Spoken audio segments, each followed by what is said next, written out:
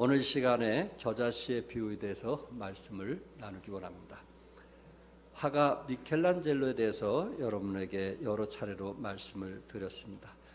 특별히 오늘은 좀 새로운 각도에서 말씀을 드리기 원하는데, 이분의 그 무명 시절 어느 날 화방 앞을 지나가다가 버려져 있는 대리석 하나를 발견하게 되었습니다. 미켈란젤로는 화방에서 돌을 깎고 있는 주인에게 다가가서 묻습니다. 저 밖에 있는 대리석은 당신이 버린 것이요? 라고 물었어요. 그러니까 주인이 그거 쓸모없어서 내가 버렸어 라고 얘기했더니 미켈란젤로가 웃으면서 뭐라고 했냐면은, 왜 저 돌을 쓸모없다 하시오? 나는 당신이 버린 돌 속에서 자기를 꺼내주기를 갈망하고 있는 한 천사의 모습을 볼 수 있어.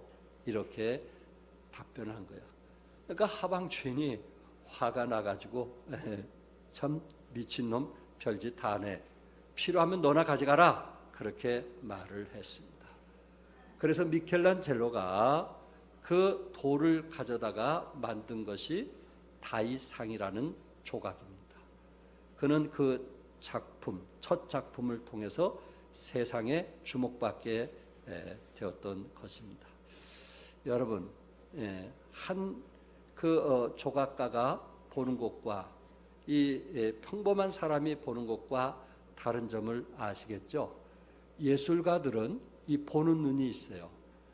우리는 저 나무를 어떻게 조각하든지 뭐를 만든다는 이게 떠오르지 않은데, 이 전문적인 예술가, 그림을 그린다든지 조각을 한다든지 이런 데 전문적인 사람은 같은 그림을 보고 또 같은 자연을 보고 또 버려진 돌을 보고도 이렇게 만들면 되겠다 라서 그 사람들을 기쁘게 하는 그런 이 조각을 하게 되어서 사람들을 즐겁게 하는 것을 보게 됩니다.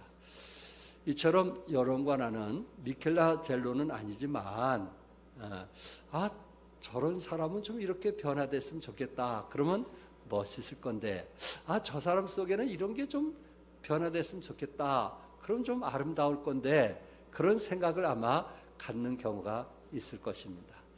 이처럼 오늘 본문에 이 씨 중에 가장 작은 겨자씨, 그 겨자씨가 결국은 큰 나무를 이루게 되었는데, 여러분과 나의 삶 속에 혹시 이런 숨겨진, 분명히 하나님께서 우리에게 이런 숨겨진 것들이 있는데 그것을 묻혀가면서 살아가는 사람들이 있고, 또 이 숨겨진 것이 참 드러나서 다른 사람에게 영향 미치는 삶을 살아가는 사람도 있더라는 말씀입니다. 오늘 특별히 겨자씨의 비유를 통해서 하나님께서 나에게 숨겨진 것이 무엇인가, 내 안에, 미켈란젤로의 말을 이용한다면 내 안에 이 천사가 좀 뭔가 내 몸으로부터 밖에 뛰쳐나와서 그 아름다운 모습들을 좀 드러내고 싶은 것이 무엇인가 하는 것을 우리 같이 생각하면서 하나님 말씀에 은혜가 될 수 있기를 바랍니다. 첫째, 여기에 천국은 겨자씨 한 알과 같다고 말씀을 했습니다. 겨자씨 한 알과 같다. 예수님께서 오늘 본문 마가복음 전체적으로 보시면, 4장을 쭉 보시면 비유로서 말씀을 많이 하셨어요. 우리가 이해를 못하니까 예수님께서 이런 비유 저런 비유로 말씀을 하셨는데, 오늘 이 메시지 속에서는 천국을 한 겨자씨로 비유해서 말씀을 했습니다. 쉬운 성경에서는 하나님 나라는 겨자씨와 같다 이렇게 말씀했고, 마태복음 13장 31절에서는 또 비유를 들어 이르시되 천국은 마치 사람이 자기 밭에 갖다 심은 겨자씨 한 알 같으니. 그래서 천국을 비유하면서 겨자씨 한 알 같다 이렇게 말씀을 했습니다. 우리는 천국과 하나님 나라에 대해서 조금 구분을 해야 될 필요가 있습니다. 천국과 하나님의 나라의 차이점이 무엇인가? 천국과 하나님 나라는 둘 다 이제 이 하나님이 계신 곳이라는 것은 틀림이 없습니다. 그런데 천국에서는 이 땅에 이루어지는 것을 말하고 있고, 하나님 나라는 우리가 볼 수 없는 그 하나님이 계신 곳을 말씀을 드릴 수 있습니다. 특별히 천국은 마태복음 3장 2절에서 회개하라, 무엇이 가까웠느냐 했어요? 천국이 가까웠느니라. 이 땅을 두고 예수님께서 지금 그 이스라엘 백성들에게 회개하라, 천국이 가까웠느니라 이렇게 말씀을 하면서, 이 땅에서의 이루어지는 천국이라고 하는 것은 킹덤 오브 헤븐이라는 단어를 써서 예수님을 통해서 이 땅에 이루어질 천국을 말씀을 하고 있습니다. 특별히 고린도전서 15장 24절과 25절에 그 후에는 마지막이니 그가 모든 통치와 모든 권세와 능력을 멸하시고 나라를 아버지 하나님께 바칠 때라. 나라를 이 땅을 아버지 하나님께 바칠 때라. 그가 모든 원수를 그 발 아래에 둘 때까지 반드시 왕노릇 하시리니, 그 아래 둘 때까지 하나님께서 통치하시고 지배하시고 역사하시는데 이 땅이 천국을 말씀했어요. 좀 더 여러분에게 쉽게 이해할 수 있는 것은 마태복음 5장 3절에 심령이 가난한 자는 복이 있나니 무엇이? 천국이 그들의 것임이라. 심령이 가난한 자, 내 마음이 겸손해서 예수님을 내 마음에 모신 사람들, 바로 그 사람이 천국이라고 말씀을 했습니다. 그러니까 이 땅에 살면서 악과 선이 공유하는 이런 시대에 살아가면서도 예수님이 우리 마음속에 계실 때 바로 그것이 천국이라고 성경은 비유로서 말씀을 하셨고요. 그 다음에 이제 하늘나라, 하나님 나라, 킹덤 오브 갓이라는 단어를 썼는데, 하나님 나라는 하나님의 지배를 받는 것입니다. 그것은 정말 구원받은 사람, 하나님의 자녀들만 있는 곳을 말하고 있습니다. 히브리서 12장 22절과 23절에 그러나 너희가 이른 곳은 시온산과 살아계신 하나님의 도성인 하늘의 예루살렘과 천만 천사와 하늘에 기록된 장자들의 모임과 교회와 만민의 심판자이신 하나님과 및 온전하게 된 의인의 영들과, 여기는 온전한 사람, 의인들만 갈 수 있는 곳을 우리는 하나님 나라라고 말씀을 하고 있어요.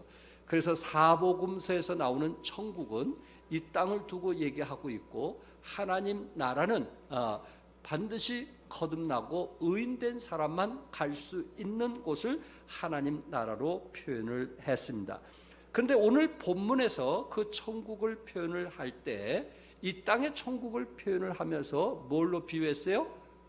뭘로? 겨자씨로 비유를 했습니다. 그래서 두 번째, 천국은 모든 씨보다 작은 자로 이루어진다라는 것을 말씀하고 있는데, 우리 31절 다 같이 한번 읽겠어요. 시작.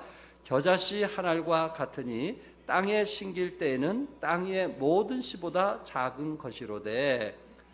땅 위의 모든 씨보다 작은 것이 뭐냐면은 겨자씨라. 이 작다는 말을 히브리어로는 마크로라는 단어를 썼고요, 영어로는 마이크로라는 단어를 썼는데, 이 마이크로는 미크로에서 파생한 것입니다. 아주 작을 때 표현을 한 것입니다. 유대인의 속담 중에서 가장 작은 것을 묘사할 때는 겨자씨라는 표현을 했고, 돈이 아주 없을 때, 돈이 거의 갖지 않고 있을 때 겨자씨만큼이나 없다라는 표현을 유대인들은 자주 사용을 했습니다. 예수님이 이 땅에 오셔서 복음을 전하실 때 일입니다. 빌립이 나달에게 찾아가서 복음을 전했어요. 그러면서 빌립이 뭐라고 하냐면, 나는 선지자들이 말한 구세주를 만났다라고 설명을 한 거예요. 왜냐하면 그 당시에 그 이스라엘 백성들은 메시아, 구세주가 오기를 기다렸거든요. 예수님이 탄생하기를 원했던 것처럼 구세주가 오기를 간절하게 저들은 소원을 했거든요. 그런데 빌립이 지금 나달에게 전도를 하면서 요셉의 아들 나사렛 예수를 자기는 알게 되었다는 거예요. 요셉의 아들 나사렛 예수, 그분이 구세주요 메시아라는 것을 표현을 했습니다. 이 얘기를 듣던 나다나엘, 그래도 그 공부를 많이 하고 지식이 많았던 나다나엘은 뭐라고 했냐면은 나사렛 예수라는 소리를 듣고 나사렛에서 무슨 선한 것이 나겠느냐라고 말한 사람이 나다나엘이에요. 나사렛 동네에서, 예루살렘은 모르겠지만 나사렛 동네에서 무슨 선한 것이 나겠느냐, 어떻게 나사렛의 촌동네에서 구세주 메시아가 나올 수 있겠느냐, 그렇게 빌립에게 대물었던 사람이 지식인이었던 나다나엘이었단 말이에요. 그런데 나다나엘이 나사렛이라고 하는 곳에서는 겨자씨만한 작은 곳에서 절대 그런 것이 나올 수가 없다, 구세주라는 분이 거기서 나올 수 없다, 이렇게 장담을 했는데 나다나엘이 예수님을 알고 나서, 예수님을 만나고 나서 그의 고백은 이렇게 달라집니다. 요한복음 1장 49절에 라삐요, 당신은 하나님의 아들이시오, 당신은 이스라엘의 임금이로소이다. 당신은 하나님의 아들이시오, 당신은 이스라엘의 임금이라고 고백을 합니다. 처음에 나다나엘은 나사렛에서 겨자씨 많은 씨가 무엇을 하겠느냐 이렇게 생각을 했는데, 이 겨자씨가 자라서 자기의 삶을 변화시키고 영향 미친 것을 깨닫게 되었을 때 겨자씨 같은 예수님을 라삐오, 당신은 하나님의 아들이시오, 당신은 이스라엘의 임금이로소이다, 이렇게 고백을 했던 것입니다. 여기에 저 겨자씨라고 하는 것, 그것은 씨 중에 가장 작은 것으로 성경을 표현했어요. 그러나 여기에 작은 것, 그것이 얼마나 우리에게 소중한가 하는 것을 말씀을 하고 있고, 그리고 그 작은 것 속에 미래를 볼 줄 알아야 된다라는 것을 우리에게 보여주고 있습니다. 씨 중에 가장 작은 씨라고 할지라도 그것을 두려워하거나 또한 자신감을 잃거나 또한 자학하기보다는 내 안에 그 작은 겨자씨 많은 것이 있다는 것을 우리가 기억하고, 비록 작은 겨자씨라 할지라도 그곳에 하나님이 함께 하시고 동행하시면 상상할 수 없는 그런 열매가 이루어진다는 사실을 믿으시기 바랍니다. 하나님의 나라는 겨자씨처럼 작게 시작합니다. 그 씨는 너무 작아 별 볼 것이 없습니다. 예수님의 12제자 중에는 대단한 인물이 없었어요. 갈릴리라는 조그만 동네에서 시작이 되었습니다. 겨우 고기잡이, 어부들에 불과했고, 또한 당시 예수님이 복음을 전했던 사람은 천대받고 손가락질을 당하던 세리와 창기 등과 같은 보잘것없는 사람, 연약한 사람들로부터 시작을 했던 것입니다. 그런데 이렇게 미미한 제자들로부터 시작되었던 복음이 오순절 후에는 3,000명이 예수님을 믿고 구원받는 놀라운 역사들이 일어나게 되었고요. 그 후에 몇 년이 지나서는 예루살렘 교회 성도가 약 10만 명이 넘는 구원받은 사람들로 이렇게 학자들은 말하고 있습니다. 물론 예루살렘 한 교회에서 10만 명이 들일 수 있는 그런 장소는 없었지만은 저들이 각 가정에서 각 있는 위치에서 예배드리는 모든 사람들을 볼 때 10만 명으로 학자들은 말하고 있습니다. 그 후 사도행전 8장에 보면은 어떻게 됐어요? 하나님께서 이스라엘 백성들을, 믿는 자들을 흩으시는, 예루살렘으로부터 하나님께서 흩으시는, 그래서 이방 나라에 어떤 교회가 제일 먼저 세워졌어요? 무슨 교회? 흩으신 후에 안디옥 교회가 세워지게 되었고, 그리고 안디옥 교회로부터 세계 선교가 이루어지게 되었습니다. 아시아, 유럽, 영국, 그리고 미국으로 전해졌고, 그리고 전 세계에 널리 전해지게 되었습니다. 2000년이 지난 오늘날 97% 이상의 언어로 성경이 이미 번역이 되었고, 5대양 6대주의 거의 모든 지역으로 이 복음이 확산이 되었습니다. 우리는 선교사님들을 통해서 또한 제가 베트남, 라오스, 태국의 선교여행을 가면서 그 산속에서 문화 혜택을 받지 못하는 왕족, 몽족, 해족, 버마족, 치앙족 이런 족들이 그 다른 나라에서 들어와 가지고 문화 혜택을 받지 못하면서 자기네들끼리 산에서 이제 그 사는 저들에게 선교사님들이 가서 그들의 말로 복음을 전한 것을 보게 되었습니다. 97% 이상 언어로 성경이 번역이 되어 있고 지금 복음이 땅끝까지 전해지고 있다는 사실입니다. 세계 인구 70억 중에 20억 이상이 이제 이 복음을 통해서 기독교의 복음을 통해서 전해지고 그들이 알고 있습니다. 사랑하는 성도 여러분, 비록 겨자씨만한 예수님께서 베들레헴에 탄생했지만 그 탄생을 통해서 지금 세계 복음화가 이루어가고 있고 젊은이들이 기꺼이 참 자비랑하면서 그 섬에 들어가서 그 나라의 말로 번역을 하고 복음을 전하는 이런 젊은이들이 갈수록 늘어나고 있습니다. 아브라함의 자손이 되었던 삭개오는 세리장이면서 키가 작았던 사람입니다. 그러나 그를 통해서 모든 식구들이 구원을 받게 되었습니다. 신약의 마태복음을 기록했던 마태, 제일 먼저 나온 마태는 세리 출신이었어요. 매국노였어요. 그러나 그가 변화가 되었을 때 그는 마태복음을 기록하는 기록자가 되었던 것입니다. 수가성 운물가의 여인은 예수님을 만난 후 영원히 목마르지 않는 영생을 얻게 되었어요. 그는 이미 자기 남편 외에도 5 남편이 있었어요. 그러나 이가 예수 믿고 구원받게 되었을 때 그 동네가 복음이 증거되게 되었고 이제 그 동네가 예수를 믿는 놀라운 역사를 우리는 성경을 통해서 알 수 있습니다. 예수님의 수제자 베드로도 갈릴리 바다에서 어릴 때부터 고기잡이로 잔뼈가 굵은 사람이에요. 그런데 성경에 보니까 학문이 없는 사람이라고 했어요. 학문이 없는 사람. 그런데 하나님은 이 학문이 없는 베드로를 통해서 하루에 몇천 명이 구원받아요? 3천 명이 구원을 받게 되었던 것입니다.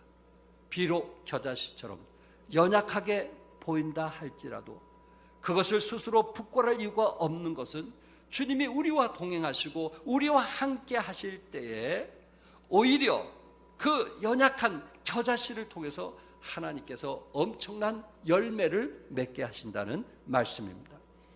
하나님은 모세를 부르셨어요. 애굽에서 이스라엘 백성들을 구원하기 위하여 장정만 60만 명, 아이들까지 합하면 200만 명의 그 숫자를 이끌기 위해서 출애굽하기 위해서 모세를 불렀어요. 출애굽기 3장 12절에 하나님이 이르시되 내가 반드시 너와 함께 있으리라.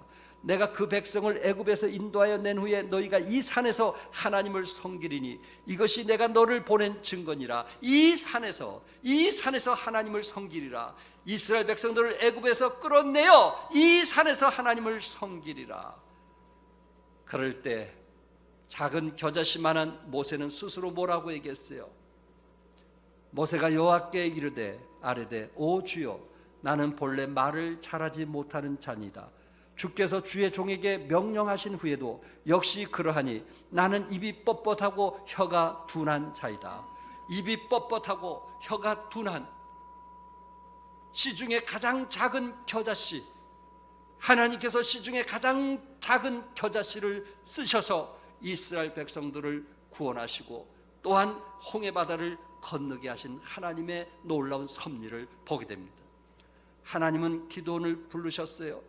여호와의 사자가 기드온에게 나타나 이르되 큰 용사여 여호와께서 너와 함께 계시도다고 사사기 6장 12절에 말씀했어요. 그럴 때 기드온은 자기가 작은 겨자씨보다 못하다는 것을 알았기 때문에 주여 내가 무엇으로 이스라엘을 구원하리까? 보소서 나의 집은 므낫세 중에 극히 약하고 나는 내 아비 집에서 제일 작은 자니다. 므낫세 중에서도 약하고 그리고 내 집에 아비 집에서도 제일 작은 자니다 라고 말씀을 했어요. 그러나 하나님께서 기드온을 통해서 용사가 되게 하셨고 나라를 구원했던 놀라운 사건들을 우리는 보게 됩니다. 하나님은 뭘 쓰세요? 시중에 작은 뭘 쓰시는 거예요? 겨자씨를 쓰시는 거예요. 하나님을 의지하는 겨자씨를 쓰기를 원하시는 거예요. 그러니까 우리는 겨자씨만큼 작다는 그 이유로, 연약하다는 이유로, 나약하다는 이유로 우리가 스스로 연약하게 살 이유가 없다는 거예요. 겨자씨만큼 작지만 누가 나를 쓰시냐에 따라서 우리의 인생은 달라질 수 있다는 것을 성경은 우리에게 말씀하고 있는 거예요. 지난주 목요일 29일 국민일보 지면에 엔돌핀 박사 회심하다라는 글이 적혀져 있었어요. 엔돌핀 박사 회심하다. 그분이 누군지 아시죠? 이상구 박사를 여러분들이 잘 알 것입니다. 이상구 박사하면 우리 한국의 엔돌핀, 하나님께서 우리에게 엔돌핀을 주셔서 암도 제거할 수 있다라고 주장하신 분이 이분이에요. 이분이 근데 안식교회에 다니고 계셨던 분입니다. 67년도에 연세의대 졸업을 하게 되었고, 그 다음에 미국의 여러 이제 의대를 공부한 후에 마지막 76년도에 UC 어바인 대학에서 알레르기 전문의가 되었습니다. 그 후 그는 미국의 안식교 계통의 신학교에서 교수가 되면서 또한 그곳에서 또한 의학을 가리키면서 35년 동안 구약적인 교회를 추구하면서 살아왔다고 합니다. 왜냐하면 안식교회는 신약을 믿는 게 아니고 뭘 믿어요? 구약을 믿기 때문에 안식교 신도들이 15만 명이 넘는다고 합니다. 그런데 이분이 스스로 무엇 때문에 갈등을 일으켰냐면은 안식교는 율법을 지키면 천국에 간다는 교리를 믿는 거예요. 근데 이분이 어떤 일을 했냐면은 지금 속초에서 뉴스타트 센터에서 대표를 일을 하면서 말기암 환자, 당뇨, 우울증, 고혈압, 아토피 환자 이들이 그곳에 들어오면 20일 동안 교육을 시킨대. 그 중에 10일은 어떻게 하면은 그 병상을 치료할 수 있겠는가, 그 치료법에 대해서 얘기를 해준다고 합니다. 건강 강의. 그리고 10일은 무슨 강의하냐면요, 성경 공부를 강의한다는 거예요. 여러분 이해가 되세요? 의사가 성경 공부를 강의해 준다는 거예요. 왜냐하면 이 사람은 철두철미하게 의학으로는 사람을 치료할 수가 없다는 거예요. 어느 정도 치료할 수 있지만 그것을 완전히 치료할 수 있는 것은 하나님 말씀을 통해서만 치료가 된다는 거예요. 그것을 아주 그냥 철저하게 믿는 사람이에요. 그런데 성경 공부를 10일 동안 늘 그들에게 가르치면서 이 구약과 신약 속에서 갈등이 오기 시작을 하게 되었고요. 그리고 신약을 보면서 율법을 통해서 구원받는 것이 아니고 믿음을 통해서 구원받는다는 것을 깨닫기 시작을 했다고 합니다. 어느 순간 그는 이 성경을 통해서 예수님을 개인의 구세주로 영접하게 되었다고 해요. 근데 그 말을 차마 할 수가 없었어요. 그런데 어떻게 이분의 행동이 안 좋다는 것을 알고 안식교 수뇌부에서 수차례 신학을 검증하게 되었지만은 이분이 워낙 똑똑해가지고 그분들이 알지 못하고 돌아갔다고 합니다. 그런데 지금으로부터 2년 6개월 전에 어떤 일이 생겼냐면은 그 안식교에서 집사님 한 분이 암이 걸린 거예요. 그래서 이분에게 찾아와서 20일 동안 먹고 자고 20일 동안 같이 하는데, 뭐 건강치료법에 대해서 누구나 다 아는 거니까 그것을 공부하고, 그리고 이제 10일 동안 성경 공부를 하는 거예요. 그런데 이상구 박사님이 뭘 가르쳤냐면 요한복음을 가르쳐 준 거예요. 요한복음을 통해서 뭘 말씀해줘야 어떻게 하면 거듭날 수 있는지, 왜 구원받아야 되는지, 구약만 가르쳐야 될 사람이 신약을 가지고 가르쳐 준 거예요. 근데 안식교의 그 집사님이 그 말씀을 듣고 구원을 받게 된 거예요. 그것으로 끝나면 좋은데 구원받고 나서 몇 개월 지나면서 암이 치료가 된 거예요. 그 이분이 뭐라고 간증을 했냐면은 내가 예수 믿고 구원받으니까 하나님께서 뭐 해주셨다? 치료해 주셨다라고 하는 간증을 하기 시작하는 거예요. 사람마다 만나면. 자기도 구약을 믿었었는데 나는 이상구 박사님을 통해서 성경 공부하던 중에 복음을 듣게 되었고 나도 예수 믿고 구원받았는데 하나님께서 나를 치료해 줬다는 그 확신이 차 있는 간증들을 하기 시작해가지고 안식교가 뒤집혀지기 시작한 거예요. 그래서 더 이상 이 사람을 두면 안 되겠다 하는 이런 갈등과 어려움이 있을 때 이상구 박사가 결국은 안식교에서 탈퇴를 하게 된 겁니다. 이분의 고백에 의하면 이런 고백을 하고 있습니다. 치료 근원, 생명의 근원이 하나님의 사랑에 있음을 과학적으로, 성경적으로 증명하고 싶다. 물론 의술로도 치료하지만은 그 근원은 하나님의 사랑으로 치료하는 것을 과학적으로, 성경적으로 증명하고 싶다라는 고백을 했습니다. 좀 젊었을 때 변화되면 더 크게 쓰임 받을 것인데 라는 생각도 했지만 그러나 하나님께서 비록 겨자씨만한 작은 씨라 할지라도 하나님께서 이분을 통해서 어떻게 쓰실지 우리 마음속에 기대가 가는 것입니다. 이분은 자기 생애 35년 동안 안식교에 있으면서 자기 이름 때문에 안식교에 찾아온 그 사람에 대해서 미안한 마음이 있더라는 거예요. 아직도 구약을 가리키고 있는, 그리고 예수님이 이 땅에 오셔서 죽으시고 부활하셨는데 그 예수님을 믿으면 구원받는 것이 아니고 구원이 이제 시작이 됐다는 거예요. 그렇기 때문에 구원이 시작이 됐기 때문에 어떤 죄를 범해서도 안 된다는 거예요. 율법이 그런 거 아니겠어요? 죄 지면 안 되는 거 아니겠어요? 어떤 죄도 지면은 안 된다는 거예요. 그래야 천국 갈 수 있다는 거예요. 우리의 믿는 바와 너무나 다르잖아요.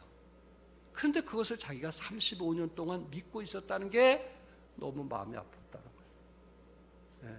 이제서 깨달았다는 게 너무 마음이 아팠다는 거예요. 이분의 고백을 우리가 들었을 때 참 먼저 예수 믿은 거 감사합시다. 먼저 구원받은 거 감사합시다. 우리에게 복음 있다는 거 감사합시다. 더 중요한 것은 하나님께서 겨자씨 같은 작은 것이라 할지라도 우리가 하나님을 의지하고 하나님과 동행하게 됐을 때 하나님은 우리를 통해서 놀라운 기적과 이적을 일으킨다는 말씀입니다. 그러니까 작다라는 것이 중요한 것이 아니고 작은 겨자씨라는 그 자체가 중요한 것이 아니고 우리 안에 부활하신 예수님이 계시냐 안 계시냐 하는 것이 더 중요하다는 것을 말씀하고 있어요. 성도 여러분, 우리 자신 의지하지 맙시다. 우리 자신을 바라보지 맙시다. 우리 안에 계신 하나님, 능력 많으신 하나님, 부활의 하나님, 모든 것을 가능케 하시는 하나님을 의지하면서 승리하는 여러분과 내가 되기를 바랍니다. 세 번째, 천국은 겨자씨와 같이 작은 씨로 인해서 확장이 됩니다. 확장이 된다는 거예요. 주님은 겨자씨의 이 비유를 통해서 단순히 작은 것의 중요성만을 가르치려고 한 것은 아닙니다. 만약에 작은 것을 강조했다면 모래알이든지 얼마든지 겨자씨보다 더 작은 공기라든지 얼마든지 작은 것으로 예수님께서 비유해서 말씀하실 수 있었을 거예요. 그런데 모래알과 겨자씨의 다른 점이 뭔지 아시겠나요? 모래알과 겨자씨의 다른 점이 뭐냐면 같은 작은 것이라도 모래알은 죽은 것이고 겨자씨에게는 생명이 있다는 거예요. 생명 있는 사람은 자란다는 거예요. 생명 있는 사람은 성장한다는 거예요. 생명 있는 사람은 변화가 있다는 거예요. 내가 비록 작은 자일지라도 내 안에 뭐가 있으면, 생명이 있으면, 거듭난 생명이 있으면, 구원받은 확신이 있으면 내 안에 변화가 있다는 거예요. 믿으시면 아멘 하세요. 이게 중요한 거예요. 내 안에 정말 변화가 있는가? 내 안에 생명이 있는가? 그러면 이것은 기대할 만한 거예요. 어떻게 성장할지, 어떻게 변화될지, 어떤 영향을 미칠지 기대가 되는 거예요. 작은 겨자씨, 비록 1mm, 직경 1mm, 무게가 1mg 정도 작은 것이지만 이 작은 겨자씨에서 생명이 있기 때문에 자라면 3m에서 4m까지 자라게 된다고 합니다. 그럼 그 주위에 새들이 와서 먹이를 먹으면서 쉼을 얻게 된다는 말씀입니다. 그렇구나. 겨자씨만한 작은 예수님을 통해서 예수님을 믿게 되면 내 삶에 변화가 일어나게 되고, 알코올 중독자가 변화가 일어나게 되고, 마약 중독자가 변화가 일어나게 되고, 살인자가 변화가 일어나게 된다는 말씀입니다. 우리 교회 최근에 나온 장성호 형제 아시죠? 요 앞에 앉아 계시는데, 목사님, 얼마 전에 제가 담배 끊었어요. 에? 목사님, 최근에는 이제 제가 술을 끊었어요. 내가 담배 술을 끊어야 내 아내하고 두 딸이 예수 믿을 것 같아서 내가 끊었어요. 우리 집에 보면요, 그 비싼 술이 착 장식되어 있는데요, 제 아내 보고 그랬어요. 이제 이 술은 음식 만드는데 재료로 쓸 거지 나에게 필요한 것은 아니다 하고 딱 선포를 했대요. 놀라운 거 아닙니까? 우리 안에 생명이 있으면 뭐가 있어요? 변화가 있는 거예요. 내 힘으로 하는 게 아니에요. 내 안에 생명이 있으면, 거듭남이 있으면, 하나님의 자녀가 됐으면 언젠간 뭐가 있는 거예요? 변화가 일어나는 거예요. 비록 작은 겨자씨일지라도 내가 부족하고 감정적이고 하루에 몇 번씩 변하는 그런 인생일지라도 내 안에 겨자씨만한 생명이 있으면 내 삶을 변화시키는 능력이 있다는 거예요. 예수님은 말구에 초라하고 무력한 아기로 태어났어요. 당시 천하를 호령하던 로마 제국과 비교해 볼 때 너무나 보잘것없는 탄생이었고 태어남이었어요. 아무리 그에게 관심을 두지 않았어요. 아무도. 그러나 그 안에 뭐가 있기 때문에, 생명이 있기 때문에 결국은 로마를 정복하고 세계를 정복하는 위대한 힘이 있었던 것입니다. 겨자씨의 비유는 미래에 대한 비전이 있습니다. 요한복음 1장 41절에 42절에 여러분이 잘 아는 것처럼 예수님은 시몬에게 뭐라 했어요? 내가 요한의 아들 시몬이니 장차 뭐가 되리라? 개바라 하리라. 장차 개바라. 네가 요한의 아들 시몬이니 장차 개바라 하리라. 예수님은 시몬이 개바가 될 것을, 시몬이 베드로가 될 것을 알았습니다. 베드로가 예수님을 3번까지나 부인한 그런 사람이었지만은 예수님은 그가 장차 개바가 될 것을 믿었다는 사실입니다. 작은 겨자씨지만은 미래의 꿈이요 비전이 있다는 것을 알게 되었고, 앞으로 울창한 나무로 자라 가지를 펼치게 되어 새들이 날아와 쉼을 얻게 될 것을 알았다는 것입니다. 성도 여러분, 기독교의 성공과는 무엇입니까? 기독교의 성공과는 하나님이 나를 축복하실 때 이웃의 나무와 그늘이 되어서 이웃들과 함께 나눈 것입니다. 기독교의 성공과는 배운 지식을 함께 나누심으로 이웃에게 기쁨과 변화가 일어나게 하는 것입니다. 기독교의 성공과는 하나님께서 우리에게 건강을 주실 때 이 건강으로 인해서 죄를 짓는 데 쓰는 것이 아니고 이웃에게 불편한 사람을 어려움 없도록 도와주는 것이 기독교의 성공관입니다. 하나님께서 우리에게 기술을 주셨을 때 이것을 이웃들과 함께 나누면서 그들의 생활이 편리하도록 도와주는 것이 기독교의 성공관입니다.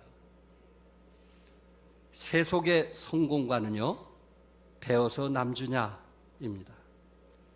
기독교의 성공관은요, 배워서 남을 주는 것입니다.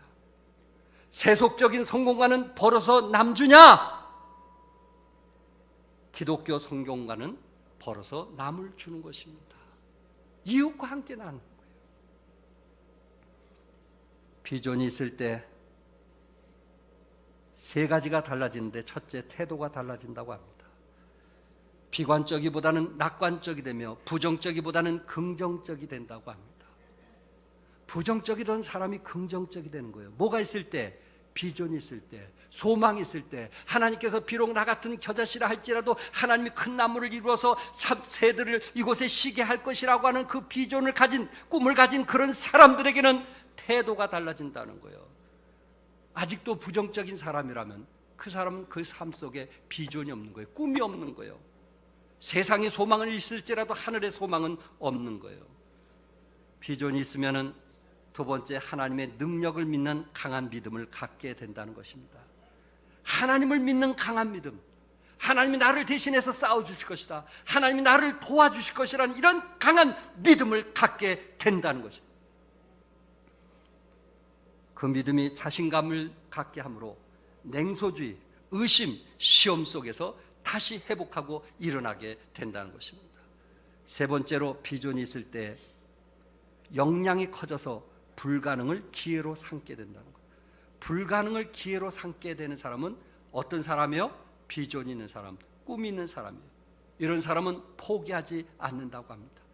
이런 사람은 쉽게 낙심하지 않는다고 합니다. 하나님이 나를 도와주시기 때문에 나는 이것을 가능케 할 것이라는 그런 확실한 믿음에서 살아간다는 것입니다. 어느 날 신문에 한 책을 간략하게 소개한 기사가 실렸습니다. 블라디미르 푸틴 러시아 대통령의 자서전입니다. 푸틴은 어릴 때 매우 거친 아이였다고 합니다. 학교에 들어가기 전에 푸틴은 길거리에서 무자비하게 싸움을 하던 아이였다고 합니다. 어릴 때 푸틴은 얼마나 싸움박질을 했던지 그의 콧잔등이 성할 날이 없었다고 합니다. 학교에 입학 후에는 학교 규율을 지키지 않고 특유의 호전성 때문에, 교사들과 싸우는 그런 특별한 호전성 때문에 교사들을 성가시게 했다고 합니다. 그리고 그는 학교에서 공부를 잘하지 못했다고 합니다. 그런 어린 시절을 보냈어요. 그러나 그분이 지금 어떻게 변화됐습니까? 그분은 지금 러시아의 대통령 자리에 앉아 있습니다. 그분은 어떤 분으로 변화됐습니까? 미국 대통령과 어깨를 나란히 하며 전 세계 영향력을 행사하고 있습니다. 하물며 비록 우리 자녀들이 겨자씨처럼 미래가 보이지 않고 희망이 없는 것처럼 생각할지라도 여러분이 기도하고 있는 한, 하나님이 그들을 도와주고 있는 한 장차 한국 땅의 세계 미래에 큰 일꾼이 될 것을 믿으시기 바랍니다. 그런 기대감 때문에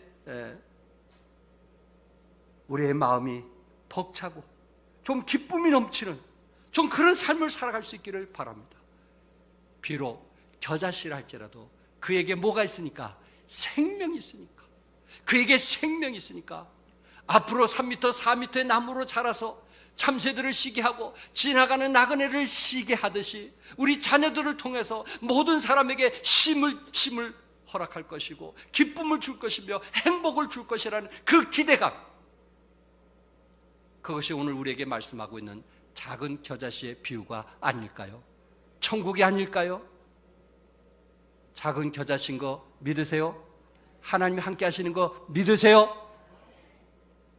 지금을 보고 평가하지 마시고 하나님께서 어떻게 우리 자녀들을 도우시고 함께 하실 건가, 그런 믿음을 가지시고 기대감을 가지시고 즐거움으로 자녀들을 위해서 투자하십시오. 하나님께서 자녀들을 세워주실 것이고 하나님께서 이 사회에 영향을 미치는 지도자가 되게 할 것입니다. 또한 여러분이 사업을 하든 무슨 일을 하든 비록 그것이 작은 겨자씨만 할지라도 하나님이 함께 하시면 능치 못한 일이 없으심을 믿으시기 바랍니다. 낙심하지 마세요. 실망하지 마세요. 좌절하지 마세요. 나라를 불평하지 마세요. 결국 우리가 누구 손에 있느냐에 따라서 여러분들이 성공할 수도 있고 실패할 수도 있게 될 것입니다. 하나님 의지하시고 하나님 바라보면서 승리하는 여러분과 내가 되기를 주님의 이름으로 축복합니다. 기도하겠습니다.